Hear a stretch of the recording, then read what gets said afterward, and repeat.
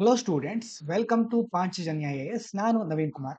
ಇವತ್ತಿನ ದ ಹಿಂದೂ ಪತ್ರಿಕೆಯ ವಿಶ್ಲೇಷಣೆಗೆ ನಿಮಗೆಲ್ಲರಿಗೂ ಸ್ವಾಗತ. ಮೊದಲನೇದು, EC relents to hear pleas to upload booth wise turnout. Election commission ಮತ್ತೆ ಬೂತ್ ವೈಸ್ ಟರ್ನ್ಔಟ್, ಒಂದು ಮತಗಟ್ಟೆಯಲ್ಲಿ ಯಾವ ಪ್ರಮಾಣದಲ್ಲಿ ಮತದಾನ ನಡೆದಿದೆ ಅನ್ನೋದ್ರ ಬಗ್ಗೆ ಒಬ್ರು ಅರ್ಜಿಯನ್ನ ಸಲ್ಲಿಸಿದ್ದಾರೆ. ಅದರ ವಿವರವನ್ನ ಕೇಳಿಕೊಂಡು ಅದ್ರ ಬಗ್ಗೆ ಸುಪ್ರೀಂ ಕೋರ್ಟ್ ಏನ್ ಹೇಳಿದೆ ಅಂತ ನೋಡೋಣ.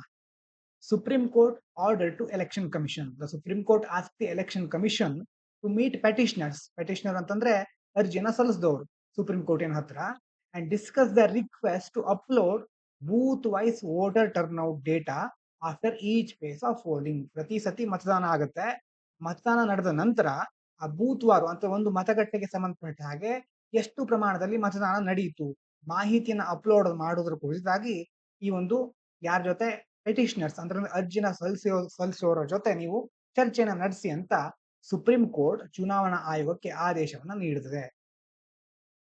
ಪೆಟಿಷನರ್ಸ್ ಕನ್ಸರ್ನ್ಸ್ ಅಂದ್ರೆ ಅರ್ಜಿದಾರರ ಕಳವಳಗಳು ಏನೇನು ಅಂತಂದ್ರೆ, petitioners believe there is delay in publishing voter turnout data. ಮತದಾನದ ಮಾಹಿತಿಯನ್ನ ಪ್ರಕಟಿಸೋದ್ರಲ್ಲಿ ವಿಳಂಬ ಆಗ್ತಾ ಇದೆ. Leading to doubts about the accuracy of election results. ಇದರಿಂದಾಗಿ ಚುನಾವಣೆ ಫಲಿತಾಂಶ ಬರುತ್ತಲ್ವಾ, ಅದರಲ್ಲಿ ಹಲವಾರು ನಿಖರತೆ ಇಲ್ಲ, ಹಾಗಾಗಿ ನಿಖರತೆ ಕೊರತೆ ಇದೆ, ಮತ್ತೆ ಅದರಿಂದ ಹಲವಾರು ಅನುಮಾನಗಳು ಬರ್ತಾ ಇರುತ್ತೆ.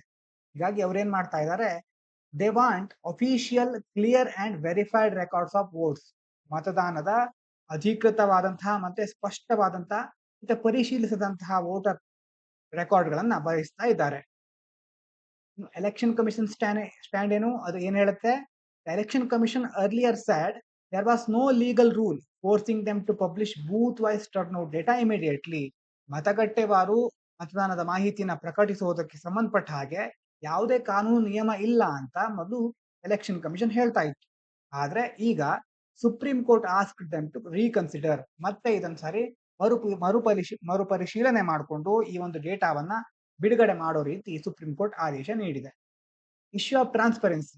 Petitioners argue that timely and transparent data sharing can prevent confusion, suspicions and possible election fraud. ಮುಖ್ಯವಾಗಿ ಸಕಾಲಿಕವಾಗಿ ಸರಿಯಾದ ಸಮಯದಲ್ಲಿ ಟ್ರಾನ್ಸ್ಪರೆಂಟ್ ಆಗಿ ಪಾರದರ್ಶಕವಾಗಿ ಮಾಹಿತಿಯನ್ನ ಹಂಚಿಕೊಳ್ಳೋದ್ರಿಂದ, ಮಾಹಿತಿಯನ್ನ ಬಿಡುಗಡೆ ಮಾಡೋದ್ರಿಂದ ಮುಂದಿನ ದಿನಗಳಲ್ಲಿ ಈಗ ಚುನಾವಣೆಗೆ ಸಂಬಂಧಪಟ್ಟಂತ ಯಾವುದೇ ಮಾಹಿತಿಯ ಕುರಿತಾಗಿರುವಂತ ಕನ್ಫ್ಯೂಷನ್, ಗೊಂದಲಗಳು ಮತ್ತೆ ಬೇರೆ ಬೇರೆ ರೀತಿಯ ಅನುಮಾನಗಳನ್ನ ನಾವು ತಡೆಗಟ್ಟಬಹುದು. ಮತ್ತೆ ಚುನಾವಣಾ ವಂಚನೆಯನ್ನ, ಯಾವುದೇ ಒಂದು ಫ್ರಾಡ್ ಆಗೋದಿದ್ರು ಸಹ ಅದನ್ನು ಸಹ ತಡೆಗಟ್ಟಲಿಕ್ಕೆ ಆಗತ್ತೆ ಅಂತ ಪೆಟಿಷನರ್ಸ್ ಹೇಳ್ತಾ ಇದ್ದಾರೆ. ಆಧಾರ್ ಮತ್ತೆ voter ID link. Election Commission has start steps to link voter ID with the Aadhaar, improve voter verification and reduce fake votes, but this is still in the consultation stage. ಈಗ ಕೆಲವು ದಿನಗಳ ಹಿಂದೆ ವೋಟರ್ ಐಡಿ ಡೂಪ್ಲಿಕೇಶನ್ ಒಂದು ಸಮಸ್ಯೆ ಆಗಿತ್ತು, ಅದ್ರ ಬಗ್ಗೆ ಚರ್ಚೆ ಮಾಡಿದ್ವಿ. ಈಗ ಅದನ್ನ ತಪ್ಪಿಸ್ಲಿಕ್ಕೋಸ್ಕರ ವೋಟರ್ ಐಡಿಯನ್ನ ಆಧಾರ್ ಜೊತೆ ಲಿಂಕ್ ಮಾಡ್ಲಿಕ್ಕೆ ಎಲೆಕ್ಷನ್ ಕಮಿಷನ್ ಮುಂದಾಗ್ತಾ ಇದೆ. ಇನ್ನೂ ಅದು ಜಾರಿಗೆ ಬಂದಿಲ್ಲ, ಕನ್ಸಲ್ಟೇಷನ್ ಸ್ಟೇಜ್ ನಲ್ಲಿ ಬೇರೆ ಬೇರೆ ತಜ್ಞರ ಜೊತೆ ಮಾತುಕತೆ ನಡೀತಾ ಇದೆ. ಇದರಿಂದ ಯಾವ್ಯಾವ ಪರಿಣಾಮಗಳು ಉಂಟಾಗಬಹುದು, ಯಾವ್ಯಾವ ಸಮಸ್ಯೆಗಳು ಬರಬಹುದು, ಅದನ್ನ ಹೇಗೆ ನಿವಾರಿಸಬೇಕು ಅನ್ನೋದ್ರ ಬಗ್ಗೆ ಕನ್ಸಲ್ಟೇಷನ್ ಸ್ಟೇಜ್ ಅಲ್ಲಿ ಇನ್ನು ಈ ಪ್ರಕ್ರಿಯೆ ನಡೀತಾ ಇದೆ. ಇದಾದ ನಂತರ Trump and the silencing of American universities. ಮುಖ್ಯವಾಗಿ ಅಮೆರಿಕದ ಬಗ್ಗೆ ಹೇಳ್ತಾ ಇದ್ದಾರೆ. Trump's policies affect universities. Trump's ideology limits academic freedom by discouraging open discussions, especially on social justice and democracy. Trump ಅವರ ಆಳ್ವಿಕೆ ಇದೆ ಇಲ್ಲಿ ಅಮೆರಿಕಾದಲ್ಲಿ. ಹಾಗಾಗಿ ಅವ್ರೇನ್ ಹೇಳ್ತಾ ಇದ್ದಾರೆ, ಕೆಲವೊಂದು ವಿಷಯದ ಬಗ್ಗೆ ಚರ್ಚೆ ಮಾಡ್ಲಿಕ್ಕೆ ಅವಕಾಶವನ್ನ ನೀಡ್ತಾ ಇಲ್ಲ. ಯಾಕಂದ್ರೆ ಸಾಮಾಜಿಕ ನ್ಯಾಯ ಇರಬಹುದು ಮತ್ತು ತೃತೀಯ ಲಿಂಗಿಗಳಿಗೆ ಅವರು ಸಮಾನವಾದಂತಹ ಒಂದು ಅವಕಾಶಗಳನ್ನ ಕೊಡ್ತಾ ಇಲ್ಲ. ಹೀಗೆ ಹಲವಾರು ವರ್ಗದ ಮೇಲೆ ಏನಾಗ್ತಾ ಇದೆ, ದಬ್ಬಾಳಿಕೆ ಆಗ್ತಾ ಇದೆ ಅಂತ ಹೇಳ್ತಾ ಇರ್ತಾರೆ. ಹಾಗಾಗಿ ಈ ವಿಷಯದ ಕುರಿತು ಚರ್ಚೆಯನ್ನ ಮಾಡ್ಲಿಕ್ಕೂ ಸಹ ಅಲ್ಲಿ ಅವಕಾಶ ಇಲ್ಲ. ಸಾಮಾಜಿಕ ನ್ಯಾಯ ಇರಬಹುದು, ಪ್ರಜಾಪ್ರಭುತ್ವದ ಬಗ್ಗೆ ಮುಕ್ತವಾದ ಚರ್ಚೆಗಳನ್ನ ನಡೆಸಲಿಕ್ಕೆ ಅಲ್ಲಿ ಅವಕಾಶ ಸಿಗ್ತಾ ಇಲ್ಲ. ಇದರಿಂದ ಏನಾಗ್ತಾ ಇದೆ, ವಿಶ್ವವಿದ್ಯಾಲಯಗಳ ಶೈಕ್ಷಣಿಕ ಸ್ವಾತಂತ್ರ್ಯಕ್ಕೆ ಧಕ್ಕೆ ಬರ್ತಾ ಇದೆ. Rise of right wing influence. The right wing movement in America is restricting critical thinking and questioning of authority in universities. ಈಗ ಬಲಪಂಥೀಯವಾದಂತಹ ಒಂದು ಪ್ರಭಾವ ಏರಿಕೆ ಆಗ್ತಾ ಇದೆ, ಅಲ್ಲಿ ಆ ಪ್ರಭಾವ ಹೆಚ್ಚುತ್ತಾ ಇದೆ. ಇದರಿಂದ ಏನಾಗ್ತಾ ಇದೆ, ವಿಶ್ವವಿದ್ಯಾಲಯಗಳಲ್ಲಿ ಕ್ರಿಟಿಕಲ್ ಥಿಂಕಿಂಗ್, ಎಲ್ಲವನ್ನ ವಿಮರ್ಶೆ ಮಾಡುವಂತಹ ಒಂದು ಚಿಂತನೆ ಮತ್ತೆ ಅಧಿಕಾರದಲ್ಲಿ ಯಾರು ಇರ್ತಾರೋ ಅವರ ಬಗ್ಗೆ ಪ್ರಶ್ನಿಸ್ಲಿಕ್ಕೆ ಅವಕಾಶ ಸಿಗ್ತಾ ಇಲ್ಲ. ಹಾಗಾಗಿ ಆ ಒಂದು ಅಧಿಕಾರದಲ್ಲಿ ಇರೋರು ತಮ್ಮ ಅಧಿಕಾರವನ್ನ ಹೆಚ್ಚಾಗಿ ಉಪಯೋಗಿಸ್ಕೊಂಡು ಬೇರೆಯವರ ಮೇಲೆ ರಿಸ್ಟ್ರಿಕ್ಷನ್ ಅನ್ನ ಹೇರ್ತಾ ಇದ್ದಾರೆ. Fear and silence on campuses. Many professors and students are afraid to speak out due to potential backlash, job loss or legal consequences. ಎಷ್ಟೋ ಜನ ಏನ್ ಮಾಡ್ತಾ ಇದ್ದಾರೆ, ಪ್ರೊಫೆಸರ್ಗಳು ಮತ್ತೆ ವಿದ್ಯಾರ್ಥಿಗಳು ಒಂದ್ ವೇಳೆ ತಾವೇನಾದ್ರೂ ಸರ್ಕಾರದ ವಿರುದ್ಧ ಮಾತನಾಡ್ಬಿಟ್ರೆ ತಮ್ಮ ವಿರುದ್ಧ ಬೇರೆ ಬೇರೆ ಕಾನೂನು ಕ್ರಮಗಳನ್ನ ಕೈಗೊಳ್ಳಬಹುದು, ತಮ್ಮ ಉದ್ಯೋಗ ನಷ್ಟವಾಗಬಹುದು, ತಮ್ಮ ಜಾಬ್ ಅನ್ನ ಕಳ್ಕೊಳ್ಬೇಕಾಗಬಹುದು, ಮತ್ತೆ ಅದರಿಂದ ಸರ್ಕಾರದಿಂದ ನಮಗೆ ಬೇರೆ ಆದ್ರೆ ಥ್ರೆಟ್ಸ್ ಗಳು ಬರಬಹುದು. ಹೀಗಾಗಿ ಕ್ಯಾಂಪಸ್ಗಳಲ್ಲಿ ಭಯ ಮತ್ತೆ ಮೌನ ಮನೆ ಮಾಡ್ಕೊಂಡಿದೆ ಅಂತ ಹೇಳ್ತಾ ಇದ್ದಾರೆ. Impact on global academic freedom. ಜಾಗತಿಕ ಮಟ್ಟದಲ್ಲಿ ಯಾವ ರೀತಿ ಪರಿಣಾಮವನ್ನು ಉಂಟು ಮಾಡಬಹುದು? ರೆಸ್ಟ್ರಿಕ್ಷನ್ಸ್ ಇನ್ ಅಮೆರಿಕನ್ ಯೂನಿವರ್ಸಿಟೀಸ್ ಕುಡ್ ಸ್ಪ್ರೆಡ್ ವರ್ಲ್ಡ್ ವೈಡ್. ಅಮೆರಿಕದಲ್ಲೇ ಈ ರೀತಿ ಆಗ್ತಾ ಇದೆ ಅಂತಂದ್ರೆ ಬೇರೆ ಬೇರೆ ದೇಶಗಳಲ್ಲೂ ಸಹ ಇಂತಹ ಪರಿಸ್ಥಿತಿಗಳು ಉಂಟಾಗಬಹುದು. Affecting democratic values and free speech globally. ಪ್ರಜಾಪ್ರಭುತ್ವದ ಮೌಲ್ಯಗಳಿಗೆ ಮತ್ತೆ ವಾಕ್ ಸ್ವಾತಂತ್ರ್ಯಕ್ಕೆ ಜಗತ್ತಿನೆಲ್ಲೆಡೆ ಧಕ್ಕೆ ಬರಬಹುದು. ಇದು ಬೇರೆ ಬೇರೆ ದೇಶಗಳ ಮೇಲೂ ಈ ರೀತಿ ದುಷ್ಪರಿಣಾಮವನ್ನು ಬೀರಬಹುದು. Part of a bigger narrative. Controlling universities is a part of large political effort. ರಾಜಕೀಯವಾದಂತಹ ಒಂದು ಕೈವಾಡ ಇದು. ಇದರಲ್ಲಿ ಏನ್ ಮಾಡ್ತಾ ಇದ್ದಾರೆ? To shape public opinion and limit discussion on important social issues. ಚರ್ಚೆಗಳನ್ನೇ ನಿರ್ಬಂಧಿಸಿಬಿಟ್ರೆ ಅವಾಗ ಏನಾಗುತ್ತೆ? ಜನ ಅದ್ರ ಬಗ್ಗೆ ಚರ್ಚೆ ಮಾಡೋದಿಲ್ಲ. ಯಾವುದು ಮುಖ್ಯವಾಗಿ ಚರ್ಚೆ ಆಗ್ಬೇಕಾಗಿರುತ್ತೋ ಆ ವಿಷಯಗಳನ್ನ ಜನ ಚರ್ಚೆ ಮಾಡ್ಲಿಕ್ಕೆ ಹೋಗೋದಿಲ್ಲ. ಇಂಪಾರ್ಟೆಂಟ್ ವಿಷಯಗಳನ್ನ ಚರ್ಚೆ ಮಾಡೋದ್ ಬಿಟ್ಟು ಬೇರೆ ಯಾವುದೋ ವಿಷಯದ ಕಡೆ ಗಮನವನ್ನ ತಿರುಗಿಸ್ತಾರೆ. ಅದರಿಂದ ಪಬ್ಲಿಕ್ ಒಪಿನಿಯನ್ ಚೇಂಜ್ ಆಗ್ತಾ ಹೋಗುತ್ತೆ. ಅದೇ ರೀತಿ ಸರ್ಕಾರ ಜನರ ಒಂದು ಭಾವನೆಯನ್ನು ನಿಯಂತ್ರಿಸಲಿಕ್ಕೂ ಸಹ ಸಾಧ್ಯ ಆಗುತ್ತೆ. ಹೀಗಾಗಿ ರಾಜಕೀಯ ಕೈವಾಡ ಸಹ ಇದರ ಹಿಂದೆ ಇರುತ್ತೆ. ಇದಾದ ನಂತರ BSNL has been dealing with the wrong consultant. BSNL ಬಗ್ಗೆ ಕೊಟ್ಟಿದ್ದಾರೆ. ಏನು BSNL ಸಮಸ್ಯೆ ಅಂತಂದ್ರೆ, BSNL has been facing financial and operational problems. ಆರ್ಥಿಕ ಸಮಸ್ಯೆ ಸಹ ಇದೆ, ಮತ್ತೆ ಆಪರೇಷನಲ್ ಕಾರ್ಯಾಚರಣೆಗೆ ಸಂಬಂಧಪಟ್ಟ ಸಮಸ್ಯೆಯನ್ನು ಸಹ ತುಂಬಾ ಅನುಭವಿಸ್ತಾ ಇದೆ BSNL. And hiring private consultants has not solve them. Private consultation ಗಳನ್ನ ಅಂತಂದ್ರೆ ಖಾಸಗಿ ಸಲಹೆಗಾರರನ್ನ ನೇಮಿಸ್ಕೊಂಡಿದ್ದಾರೆ, ಆದ್ರೂ ಸಹ ಈ ಪ್ರಾಬ್ಲಮ್ಗಳಿಗೆ ಪರಿಹಾರ ಸಿಗ್ತಾ ಇಲ್ಲ. ಯಾಕಂತಂದ್ರೆ ಅವ್ರು ಹೇಳ್ತಾ ಇರೋದು, consultants lac accountability. Private consultants are paid large amounts but do not take responsibility for BSNL's long term success. ಈ ಕನ್ಸಲ್ಟೇಷನ್ ಗಳಿಗೆ ದೊಡ್ಡ ಮೊತ್ತದಲ್ಲಿ ಹಣವನ್ನು ಏನೋ ಕೊಡ್ತಾ ಇದ್ದಾರೆ, ಆದ್ರೆ ಅವರು ಸರಿಯಾಗಿ ತಮ್ಮ ಜವಾಬ್ದಾರಿಯನ್ನು ನಿರ್ವಹಿಸ್ತಾ ಇಲ್ಲ. ಮತ್ತೆ ಈಗ ತತ್ಕ್ಷಣವಾಗಿ ಏನೋ ಒಂದು ಸೊಲ್ಯೂಷನ್ ಅನ್ನು ಕೊಟ್ಬಿಡೋದು. ದೀರ್ಘಕಾಲದಲ್ಲಿ ಸೊಲ್ಯೂಷನ್ ಇಂದ ಏನು ಪರಿಣಾಮ ಉಂಟಾಗಬಹುದು, ಮತ್ತೆ ಆ ರೀತಿ ಮುಂದಾಲೋಚನೆ ಇಟ್ಕೊಂಡು ಅವರು ಯಾವುದೇ ಸೊಲ್ಯೂಷನ್ ಅನ್ನು ಕೊಡ್ತಾ ಇಲ್ಲ. Government's dependence on consultants. Relying too much on consultants weakens government decision making, reduces in house expertise. ಅಂದ್ರೆ ಒಂದು ವೇಳೆ ಖಾಸಗಿ ಸಲಹಾಗಾರರ ಮೇಲೆ ಹೆಚ್ಚು ಅವಲಂಬಿತ ಆಗ್ಬಿಟ್ರೆ ಸರ್ಕಾರ ಅದನ್ನ ನಿರ್ಧಾರವನ್ನು ಪ್ರತಿ ಸಲ ಏನಾಗ್ಬಿಡುತ್ತೆ, ನಿರ್ಧಾರ ತೆಗೆದುಕೊಳ್ಬೇಕಾದ್ರೆ ಅವರನ್ನ ಅವಲಂಬಿಸಬೇಕಾಗುತ್ತೆ. ಹಾಗಾದಾಗ ಆಂತರಿಕ ಪರಿಣಿತಿ ಅಂತಂದ್ರೆ ಇನ್ ಹೌಸ್ ಎಕ್ಸ್ಪರ್ಟೈಸ್, ಸರ್ಕಾರದಲ್ಲಿ ಇರುವಂತಹ ಎಷ್ಟು ಎಕ್ಸ್ಪರ್ಟೈಸ್ ಗಳು ಹೊರಗೆ ಬರೋದೇ ಇಲ್ಲ. ಸರ್ಕಾರ ತನ್ನ ಸಾಮರ್ಥ್ಯವನ್ನು ಹೆಚ್ಚು ಮಾಡಿಕೊಳ್ಳೋ ಬದಲು ಈಗ ಖಾಸಗಿ ಸಂಸ್ಥೆಗಳ ಮೇಲೆ ಅವಲಂಬಿತ ಆಗ್ತಾ ಹೋಗ್ಬಿಡುತ್ತೆ. ಹಾಗಾಗಿ ಇದು ಸರ್ಕಾರಕ್ಕೆ ಮುಂದೆ ಸಮಸ್ಯೆಗಳನ್ನ ತಂದೊಡ್ಡುತ್ತೆ. Conflicts of interest. Consultants may prioritise private sector interest over BSNL growth, affecting its ability to compete. ಅಂತಂದ್ರೆ ಈಗ ಖಾಸಗಿ ವಲಯದಿಂದ ಅವ್ರು ಬಂದಿರ್ತಾರೆ, BSNL ಸರ್ಕಾರಿ ವಲಯಕ್ಕೆ ಸೇರ್ಕೊಂಡಿರೋದು. ಹಾಗಾಗಿ ಆ ಪ್ರೈವೇಟ್ ಸೆಕ್ಟರ್ ಇಂದ ಬಂದವರು ತಮ್ಮ ಹಿತಾಸಕ್ತಿಗಳನ್ನ ಗಮನದಲ್ಲಿ ಇಟ್ಕೊಂಡು ಬೇರೆ ಬೇರೆ ಸಲಹೆಗಳನ್ನ ಕೊಡಬಹುದು. ಒಂದು ವೇಳೆ ಆ ಒಂದು ಸಲಹೆಗಳನ್ನ ಪಾಲಿಸಿದ್ರೆ BSNLಗೆ ಮುಂದಿನ ದಿನಗಳಲ್ಲಿ ಸ್ಪರ್ಧಾತ್ಮಕವಾಗಿ ಅವರ ಜೊತೆ ಕಾಂಪಿಟೇಷನ್ ಕೊಡ್ಲಿಕ್ಕೆ ಸಾಧ್ಯ ಆಗದೆ ಇರಬಹುದು. ಹಾಗಾಗಿ ಏನಾಗಬೇಕು? Better solutions needed. Instead of private consultants, BSNL should focus on government led reforms, innovation and long term strategies for improvement. Private consultation ಗಳ ಮೇಲೆ ಅವಲಂಬಿತ ಆಗೋದರ ಬದಲು ಮುಖ್ಯವಾಗಿ ಸರ್ಕಾರಿ ಸುಧಾರಣೆಗಳನ್ನು, ಸರ್ಕಾರವೇ ಮುಂದೆ ಬಂದು ಸುಧಾರಣೆಗಳನ್ನು ಕೈಗೊಳ್ಳಬೇಕು, ನಾವೀನ್ಯತೆ ಇರಬೇಕು, ಹೊಸ ಹೊಸ ಇನೋವೇಷನ್ಗಳಾಗಬೇಕು, ಮತ್ತೆ ದೂರದರ್ಶಿತ್ವವನ್ನು ಹೊಂದಿರುವಂತಹ ಕಾರ್ಯತಂತ್ರಗಳ ಮೇಲೆ ಅಂತಹ ಸ್ಟ್ರಾಟಜಿಗಳನ್ನ ಡೆವಲಪ್ ಮಾಡಬೇಕು. ಆ ಮೂಲಕ BSNL ನ ಮುಂದಿನ ಒಂದು ಉತ್ತಮ ಹಂತಕ್ಕೆ ತೆಗೆದುಕೊಂಡು ಹೋಗಬಹುದು ಅಂತ ಹೇಳ್ತಾ ಇದ್ದಾರೆ. ಈ ಕಡೆ ಇರುವಂತ ಚಿಕ್ಕದಾದಂತಹ ಎಡಿಟೋರಿಯಲ್, ಹೈ ಬೇಸ್ ಎಫೆಕ್ಟ್. ಏನ್ ಹೇಳ್ತಾ ಇದ್ದಾರೆ ಅಂತಂದ್ರೆ, ಟ್ರೇಡ್ ಡೆಫಿಸಿಟ್ ಅಂದ್ರೆ ವ್ಯಾಪಾರ ಕೊರತೆ ಅಂತ ಹೇಳ್ತೇವೆ. Trade deficit is shrinking is not always good. Trade deficit, ವ್ಯಾಪಾರ ಕೊರತೆ ಕಡಿತ ಆದ್ರೆ ಒಳ್ಳೇದು ಅಂತ ನಾವು ಹಲವಾರು ಸಾರಿ ಎಕನಾಮಿಲಿ ಓದ್ತೇವೆ, ಆದ್ರೆ ಆತರ ಕಡಿತ ಆಗೋದು ಯಾವಾಗಲೂ ಒಳ್ಳೇದಲ್ಲ. India's trade deficit became smaller in ಫೆಬ್ರವರಿಯಲ್ಲಿ ವ್ಯಾಪಾರದ ಕೊರತೆ ಕಡಿಮೆ ಆಗಿತ್ತು. But this happened because both exports and imports declined. ಯಾಕೆ ಇದಾಗಿತ್ತು ಅಂತಂದ್ರೆ ರಫ್ತು ಮತ್ತೆ ಆಮದು ಎರಡರಲ್ಲೂ ಸಹ ಕುಸಿತವನ್ನ ನಾವು ಅನುಭವಿಸಿದ್ದೇವೆ. ಎರಡು ಆಗಿರೋದ್ರಿಂದ ವ್ಯಾಪಾರ ಕೊರತೆ ಆಗ್ತಾ ಇದೆ. ವ್ಯಾಪಾರ ಕೊರತೆಯಲ್ಲಿ ಕಡಿತ ಆಗ್ತಾ ಇದೆ. ಸರಿಯಾಗಿ ನೋಡ್ಕೊಳ್ಳಿ, ಡೆಫಿಸಿಟ್ ಕಡಿಮೆ ಆಗ್ತಾ ಇದೆ, which is not a positive sign. ಅದೇನು ಒಳ್ಳೆ ಸಂಕೇತ ಅಲ್ಲ ಅಂತ ಹೇಳ್ತಾ ಇದ್ದಾರೆ. High base effect is a factor. ಯಾಕೆ? ಇನ್ನೊಂದು ಕಾರಣ ಏನು ಅಂತಂದ್ರೆ drop in trade figures is partly due to last year's high numbers. ಈಗ ನಾವು ತುಲನಾತ್ಮಕವಾಗಿ ಅಂತಂದ್ರೆ ಮತ್ತೆ ಹಿಂದಿನ ವರ್ಷದ ಒಂದು ಡೇಟಾ ಇಟ್ಕೊಂಡು ಈ ವರ್ಷದ ಡೇಟಾ ಜೊತೆ ಮ್ಯಾಚ್ ಮಾಡ್ತೇವೆ. ಆವಾಗ ನಮ್ಗೆ ಅದರ ಒಂದು ಮಾಹಿತಿಯನ್ನ ಇಟ್ಕೊಂಡು ಆಧಾರ ಮಾಡಿದಾಗ ಒಂದು ಅಂಕಿಅಂಶ ಸಿಗುತ್ತೆ.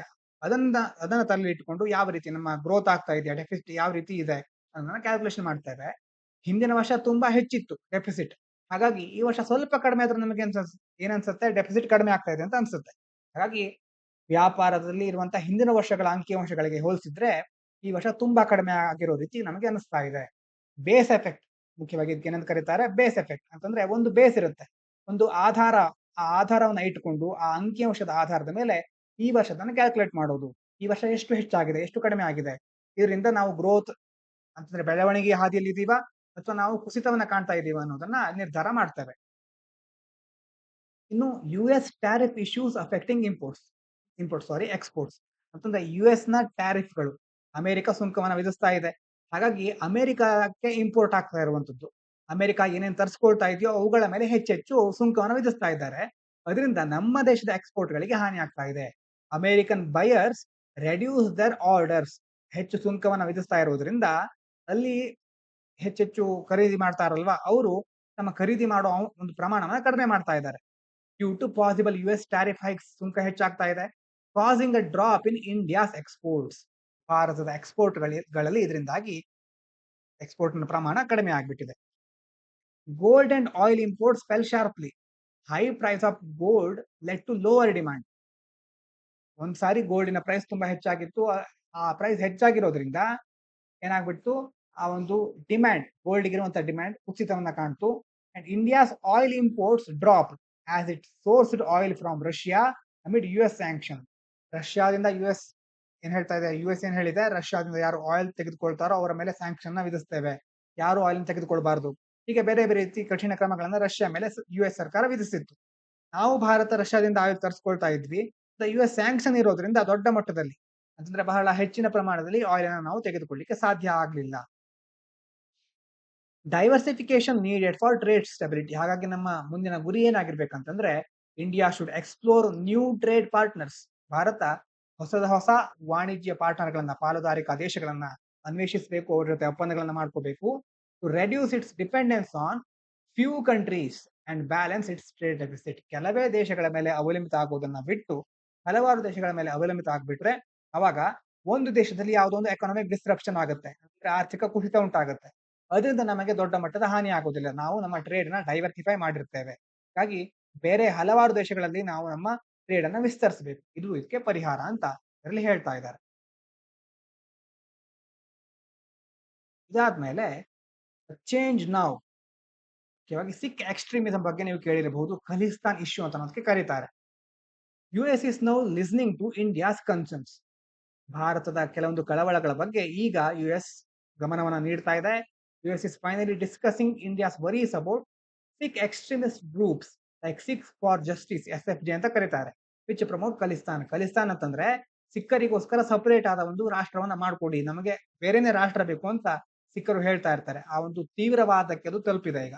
ಹಾಗಾಗಿ ಈಗ ಅಮೆರಿಕ ಭಾರತದ ಈ ಒಂದು ಕಳವಳಗಳ ಬಗ್ಗೆ ಗಮನ ನೀಡ್ತಾ ಇದೆ. ಸಿಖ್ ಉಗ್ರಗಾಮಿ ಗುಂಪುಗಳ ಬಗ್ಗೆ ಭಾರತ ಮೊದಲಿಂದಾನು ಎಚ್ಚರಿಸ್ತಾನೆ ಇತ್ತು. ಅಮೆರಿಕ ಮೊದಲು ತಲೆ ಕೆಡಿಸ್ಕೊಳ್ತಾ ಇರ್ಲಿಲ್ಲ, ಈಗ ಅದರ ಬಗ್ಗೆ ಗಮನ ನೀಡಲಿಕ್ಕೆ ಮುಂದಾಗಿದೆ. India wants SFJ declared a terrorist group. ಭಾರತ ಏನನ್ನು ಹೇಳ್ತಾ ಇದೆ, SFJ ಇದೆಯಲ್ವಾ, ಸಿಖ್ ಫಾರ್ ಜಸ್ಟಿಸ್, ಒಂದು ಗ್ರೂಪ್ ಅನ್ನ ಭಯೋತ್ಪಾದಕ ಗುಂಪು ಅಂತ ಘೋಷಣೆ ಮಾಡಿ ಅಂತ ಹೇಳ್ತಾ ಇದೆ. India pushing for SFJ to be labelled as foreign terrorist organisation due to its anti India activities and alleged links to Pakistan ISI. ಮುಖ್ಯವಾಗಿ ಆಂಟಿ ಇಂಡಿಯಾ ಆಕ್ಟಿವಿಟಿ, ಭಾರತ ವಿರೋಧಿ ಚಟುವಟಿಕೆಗಳನ್ನು ನಡೆಸ್ತಾ ಇರುತ್ತೆ. ಅದೇ ರೀತಿ ಪಾಕಿಸ್ತಾನದ ISI ಜೊತೆಗೂ ಸಂಪರ್ಕವನ್ನು ಹೊಂದ್ಕೊಂಡಿದೆ. ಯಾವುದು ಇದು, SFJ. ಹಾಗಾಗಿ ಇದನ್ನ ಭಯೋತ್ಪಾದಕ ಸಂಘಟನೆ ಅಂತ ಘೋಷಣೆ ಮಾಡಿ ಅಂತ ಭಾರತ ಒತ್ತಾಯಿಸ್ತಾ ಇರುತ್ತೆ. Khalistani movement is a big issue. The Khalistani movement which seeks separate Sikh state, ಹೊಸದಾದಂತಹ ಸಿಖ್ ದೇಶ ಬೇಕು ಅಂತ ಅವ್ರು ಹೇಳ್ತಾ ಇರ್ತಾರೆ. Has a violent history. ನಿಮಗೆ ಹಿಸ್ಟ್ರಿಯನ್ನು ಓದಿದ್ರೆ ಗೊತ್ತಾಗುತ್ತೆ. ಗೋಲ್ಡನ್ ಟೆಂಪಲ್ ಮೇಲೆ ಅಟ್ಯಾಕ್ ಆಗಿದ್ದು, ಮತ್ತೆ ಇಂದಿರಾ ಗಾಂಧಿ ಅವರ ಹತ್ಯೆ ಆಗಿದ್ದು, ಎಲ್ಲ ವಿಷಯಗಳು ಖಲಿಸ್ತಾನದಲ್ಲಿ ಬರುತ್ತೆ. ಹಾಗಾಗಿ ತುಂಬಾ ಹಿಂಸಾತ್ಮಕವಾದಂತಹ ಇತಿಹಾಸವನ್ನ ಇದು ಹೊಂದ್ಕೊಂಡಿದೆ in India and is now gaining support in some western countries. ಭಾರತಕ್ಕಿಂತ ಈಗ ಹೆಚ್ಚಾಗಿ ಪಾಶ್ಚಿಮಾತ್ಯ ದೇಶಗಳಲ್ಲಿ ಪಾಶ್ಚಿಮಾತ್ಯ ದೇಶಗಳಲ್ಲಿ ಇದಕ್ಕೆ ಹೆಚ್ಚು ಬೆಂಬಲ ದೊರೆತಾ ಇದೆ. Relations with Canada and the UK are strained. ಈ ಒಂದು ಕಾರಣದಿಂದಾಗಿ ಏನಾಗ್ತಾ ಇದೆ, ಭಾರತ ಮತ್ತೆ ಕೆನಡಾ ಜೊತೆಗೆ ಯುಕೆ ಜೊತೆಗಿನ ಸಂಬಂಧದಲ್ಲಿ ಕೆಲವೊಂದು ಬಿರುಕು ಬರ್ತಾ ಇದೆ. Over their weak responses to Khalistani activities. ಯಾಕಂತಂದ್ರೆ ಯುಕೆ ಮತ್ತೆ ಈ ಕೆನಡಾಗಳು ಖಲಿಸ್ತಾನಿ ಇಶ್ಯೂಗಳಿಗೆ ಸಂಬಂಧಪಟ್ಟ ಹಾಗೆ ಯಾವುದೇ ಕ್ರಮಗಳನ್ನ ಕೈಗೊಳ್ತಾ ಇಲ್ಲ. Leading to diplomatic tension. ಇದರಿಂದ ರಾಜತಾಂತ್ರಿಕವಾಗಿ ಕೆಲವೊಂದು ಉದ್ವಿಗ್ನತೆ ಸೃಷ್ಟಿಯಾಗ್ತಾ ಇದೆ. ಭಾರತ ಏನ್ ಮಾಡಬೇಕು ಹಾಗಾದ್ರೆ? India needs to handle this carefully. India must continue strong diplomatic efforts and work with allies to counter extremism while ensuring good relations with the Sikh diaspora abroad. ಅಂದ್ರೆ ನಾವು ಮುಖ್ಯವಾಗಿ ನಮ್ಮ ರಾಜತಾಂತ್ರಿಕ ಪ್ರಯತ್ನವನ್ನ ಸರಿಯಾಗಿ ಮುಂದುವರ್ಸ್ಕೊಂಡು ಹೋಗ್ಬೇಕು.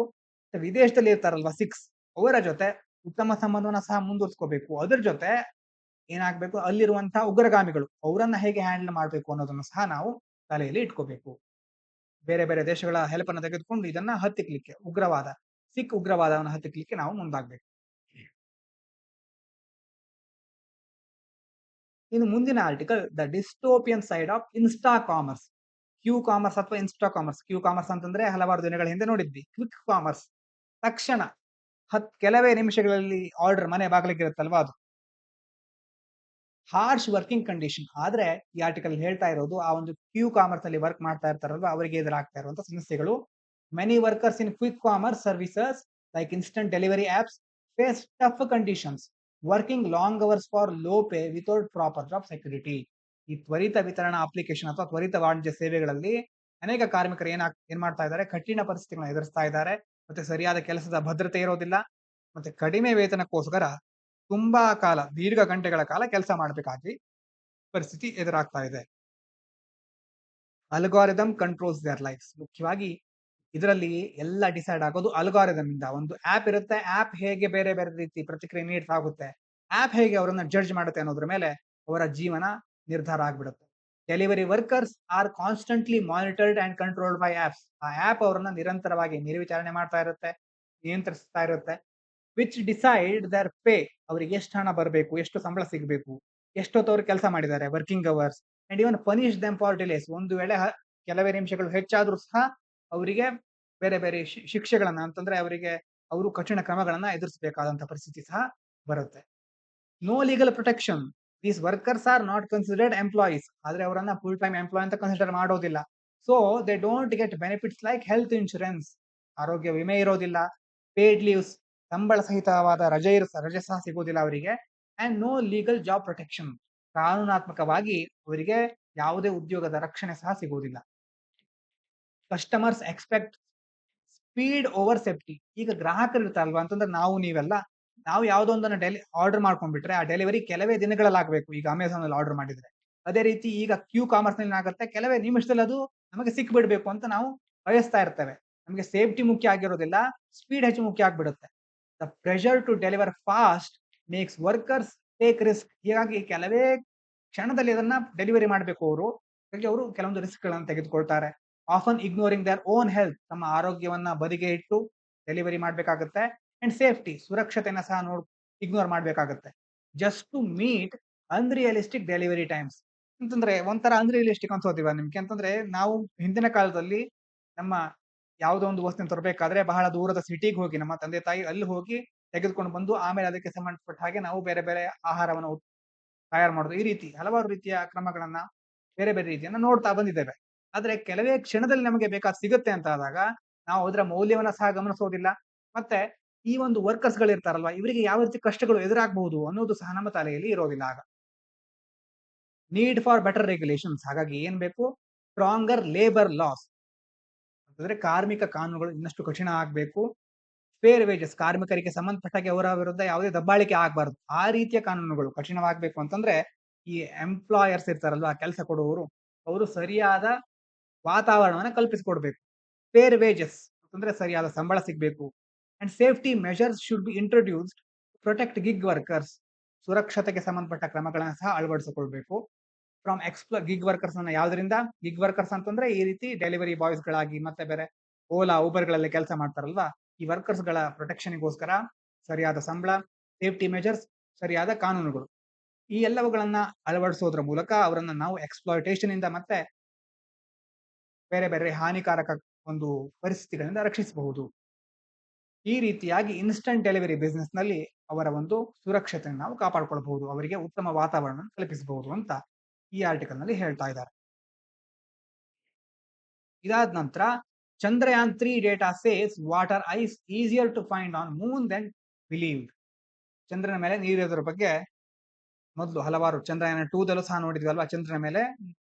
ಚಂದ್ರಯಾನ 2 ದಲ್ಲಿ ಅಂತಂದ್ರೆ ನಾವು ಲಾಸ್ಟ್ ಅಲ್ಲಿ ಸರಿಯಾಗಿ ರೋವರ್ ಪ್ರಾಬ್ಲಮ್ ಆಗಿತ್ತು, ಲ್ಯಾಂಡರ್ ಮತ್ತೆ ರೋವರ್ ಬಗ್ಗೆ ಕೆಲವೊಂದು ಪ್ರಾಬ್ಲಮ್ ಆಗಿತ್ತು ಅಲ್ವಾ. ಹಾಗಾಗಿ ಚಂದ್ರಯಾನ 1 ನಲ್ಲಿ ನಾವು ಫೈಂಡ್ ಔಟ್ ಮಾಡಿದೇನು, ಚಂದ್ರನಲ್ಲಿ ನೀರು ಸಹ ಇದೆ ಅಂತ. ಈಗ ಈ ಒಂದು ಚಂದ್ರಯಾನ 3 ದಲ್ಲಿ ಏನ್ ಗೊತ್ತಾಗ್ತಾ ಇದೆ, ಚಂದ್ರನಲ್ಲಿ ನೀರನ್ನ ಹುಡುಕೋದು ಅಷ್ಟೇನು ಕಷ್ಟ ಅಲ್ಲ. ಇದಕ್ಕೆ ಸಂಬಂಧಪಟ್ಟ ಹಾಗೆ ಕೆಲವು ಪಾಯಿಂಟ್ ಗಳನ್ನ ಕೊಟ್ಟಿದ್ದಾರೆ. Water on the Moon is important. ನೀರನ್ನ ಯಾಕೆ ನಮ್ಗೆ, ಹಾಗಾದ್ರೆ ಚಂದ್ರನ ಮೇಲೆ ನೀರು ಅಷ್ಟು ಮುಖ್ಯ, ಹಾಗಾದ್ರೆ ಅಲ್ಲಿ ಯಾಕೆ ನೀರಿದ್ರೆ ನಮ್ಗೇನು ಉಪಯೋಗ? Water is a valuable resource for future moon missions. ಮುಂದಿನ ದಿನಗಳಲ್ಲಿ ಚಂದ್ರನ ಮೇಲೆ ನಾವು ಬೇರೆ ಬೇರೆ ಮಿಷನ್ ಗಳನ್ನ ಕೈಗೊಂಡ್ರೆ ಅವಾಗ ಇದು ಯೂಸ್ ಆಗುತ್ತೆ. It can be used for drinking, ಕುಡಿಲಿಕ್ಕೆ, ಮೇಕಿಂಗ್ ಫ್ಯೂಯಲ್, ಮತ್ತೆ ಇಂಧನಗಳನ್ನ ತಯಾರಿಸಲಿಕ್ಕೆ, ಮತ್ತೆ ಸಪೋರ್ಟಿಂಗ್ ಆಸ್ಟ್ರೋನಾಟ್ಸ್, ಗಗನಯಾತ್ರಿಗಳಿಗೆ ಸಹಾಯ ಮಾಡ್ಲಿಕ್ಕೂ ಇದರಿಂದ ಹೆಲ್ಪ್ ಆಗುತ್ತೆ. Temperature changes a lot. ಇನ್ನೊಂದು ವಿಷಯ ಅವರು ಕಂಡುಕೊಂಡಿದ್ದು ಏನಂತಂದ್ರೆ, Vikram lander found that surface temperatures on the moon can draw from 80 degree Celsius to -50 degree Celsius within just a metre. ಒಂದು ಪ್ರದೇಶ ಚಂದ್ರನ ಮೇಲ್ಮೈ ಹೀಗಿದೆ ಅಂತಂದ್ರೆ 1 ಮೀಟರ್ನ ಒಂದು ವಿಭಾಗದಲ್ಲಿ, ಈ ಕಡೆ 1 ಮೀಟರ್ ಇದೆ, ಈ ಒಂದು ಮೀಟರ್ನ ಒಂದು ಏರಿಯಾದಲ್ಲೇ ಟೆಂಪರೇಚರ್ ಎಷ್ಟು ಡಿಫ್ರೆನ್ಸ್ ಇದೆ ಅಂತಂದ್ರೆ ಒಂದ್ ಕಡೆ 8 ಡಿಗ್ರಿ ಸೆಲ್ಸಿಯಸ್ ಇರಬಹುದು, ಈ ಕಡೆ 8 ಡಿಗ್ರಿ ಸೆಲ್ಸಿಯಸ್ ಇದ್ರೆ ಜಸ್ಟ್ ಕೆಲವೇ ಒಂದು ದೂರದಲ್ಲಿ ಏನಾಗ್ಬಿಡುತ್ತೆ, -50 ಡಿಗ್ರಿ ಸೆಲ್ಸಿಯಸ್ ಹೋಗ್ಬಿಡುತ್ತೆ. ಹಾಗಾಗಿ ಎಕ್ಸ್ಟ್ರೀಮ್ ವೇರಿಯೇಷನ್ಸ್ ಇದೆ ಟೆಂಪರೇಚರ್ಸ್ ನಲ್ಲಿ. Water might be easier to find. Scientists believe that these temperature difference create conditions where water ice could be present just beneath the surface. ಈ ಒಂದು ತಾಪಮಾನ ವ್ಯತ್ಯಾಸಗಳನ್ನ ಇಟ್ಕೊಂಡೆ ವಿಜ್ಞಾನಿಗಳು ಚಂದ್ರನ ಮೇಲ್ಮೈ ಕೆಳಗೆ ನೀರಿನ ಮಂಜುಗಡ್ಡೆ ಯಾವ ರೀತಿ ಇರಬಹುದು, ಆ ಪರಿಸ್ಥಿತಿಗಳನ್ನ ಅಧ್ಯಯನ ಮಾಡ್ಲಿಕ್ಕೆ ಇದು ಹೆಲ್ಪ್ ಆಗಬಹುದು ಅಂದ್ಕೊಂಡಿದ್ದಾರೆ. New instrument help the discovery. ಇನ್ನೊಂದು ಇನ್ಸ್ಟ್ರೂಮೆಂಟ್ ಅನ್ನು ಯೂಸ್ ಮಾಡಿದ್ದಾರೆ, special instrument called the ChaSTE ಅಂತ ಒಂದು instrument. It measured how heat moves through the moon surface. ಚಂದ್ರನ ಮೇಲ್ಮೈಯಲ್ಲಿ ಶಾಖ ಹೇಗೆ ಬದಲಾಗ್ತಾ ಹೋಗುತ್ತೆ ಅನ್ನೋದನ್ನ ಈ ಒಂದು ಇನ್ಸ್ಟ್ರೂಮೆಂಟ್ ಫೈಂಡ್ ಔಟ್ ಮಾಡುತ್ತೆ, ಮೆಜರ್ ಮಾಡುತ್ತೆ. Helping scientist understand where ice might exist. ಈ ಒಂದು ಇನ್ಸ್ಟ್ರೂಮೆಂಟ್ ಅನ್ನ ಯೂಸ್ ಮಾಡಿಕೊಂಡು ಎಲ್ಲಿ ಮಂಜುಗಡ್ಡೆಗಳು ಇರಬಹುದು ಅನ್ನೋದನ್ನ ತಿಳ್ಕೊಳ್ಬಹುದು. Useful for future missions. The findings suggest that future lunar missions could target specific areas where water ice is more likely to be found. ಅಂತಂದ್ರೆ ಈ ಒಂದು ಬೇರೆ ಬೇರೆ ಫೈಂಡಿಂಗ್ಸ್ಗಳು ಅಂತಂದ್ರೆ ಈ ಎಲ್ಲ ಒಂದು ಅಂಶಗಳನ್ನ ಇಟ್ಕೊಂಡು ಮುಂದಿನ ದಿನಗಳಲ್ಲಿ ನಾವು ಚಂದ್ರನ ಬಗ್ಗೆ ಹೊಸದಾದ ಅಧ್ಯಯನಗಳನ್ನ ಮಾಡಬೇಕಾದ್ರೆ, ಲೂನಾರ್ ಮಿಷನ್ಗಳನ್ನ ಕೈಗೊಳ್ಬೇಕಾದ್ರೆ ಎಲ್ಲಿ ನೀರಿದೆ ಮತ್ತೆ ಯಾವ ರೀತಿ ನಾವು ನೀರನ್ನ ಹೇಗೆ ಉಪಯೋಗಿಸ್ಕೊಳ್ಳೋದು, ಈಗ ಹಲವಾರು ರೀತಿ ಒಂದು ಮಾಹಿತಿಗಳು ಉಪಯೋಗ ಆಗಬಹುದು ಅಂತ ಸೈಂಟಿಸ್ಟ್ಗಳು ಹೇಳ್ತಾ ಇದ್ದಾರೆ. PYQ ನೋಡೋದಾದ್ರೆ ನಿನ್ನೆ question, which of the following relief sculpture inscription of Rani ಆಶ್ರಕ್, ಇದರ ಬಗ್ಗೆ ಕೇಳಿದ್ವಲ್ವಾ. ಹಲವಾರು ಜನ ಸರಿಯಾದ ಉತ್ತರವನ್ನು ಕೊಟ್ಟಿದ್ದೀರಿ, ಕಂಗ್ರಾಚುಲೇಷನ್ಸ್. ಇದಕ್ಕೆ ಉತ್ತರ ಎ ಕಂಗನಹಳ್ಳಿ. ಇವತ್ತಿನ ಕ್ವಶನ್ ಯಾವುದು? With reference to Indian history, who among the following is a future Buddha yet to come to save the world. Future Buddha ಅಂತ ಯಾವ್ದನ್ನ ಕರೀತಾರೆ? ಅವಲೋಕಿತೇಶ್ವರ, ಲೋಕೇಶ್ವರ, ಮೈತ್ರೇಯ, ಪದ್ಮಪಾಣಿ. ಇದಕ್ಕೆ ಉತ್ತರವನ್ನ ಕಮೆಂಟ್ ಮಾಡಿ. Mains question, the rise of quick commerce platforms has led to the exploitation of gig workers who face harsh working conditions, lack of job security, algorithm driven control. Discuss the challenges faced by gig workers in India, suggest policy measures to ensure their welfare and protection.